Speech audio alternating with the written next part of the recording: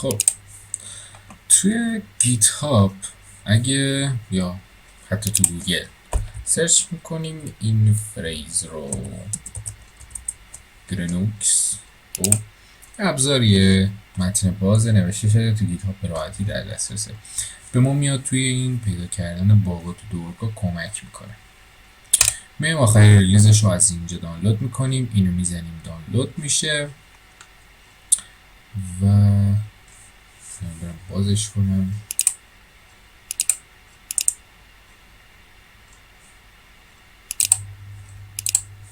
خب فایلش من الان از حالت فشرده در آوردم، بعد واسه ایگزاش مثل اینجاست و اینو میزنیم که ران شه.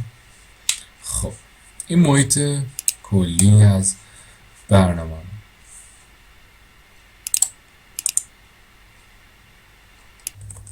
خب ببینید الان تو حالت کلی ما اینجا دورک رو می‌نویسیم، اینجا باگایی که میتونه برام پیدا کنه SQL, XSS, LFI, RFI.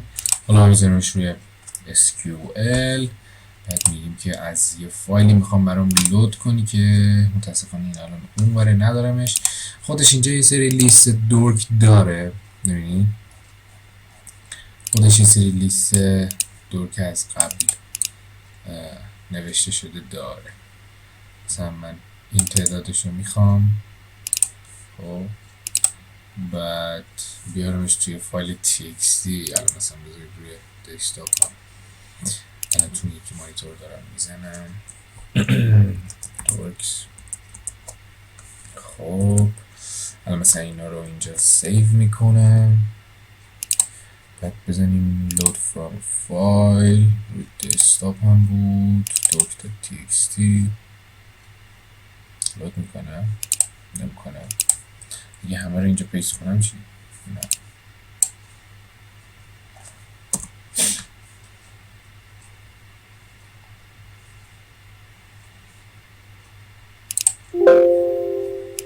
خب بذارید یکی از اون دورکا رو مثلا اینجا الان قرار بدم.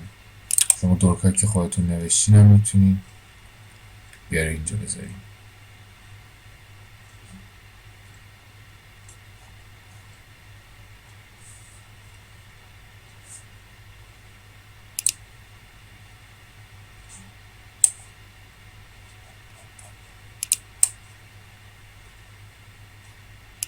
مثلا من الان این رو اینجا کپی میکنم میذارم اینجا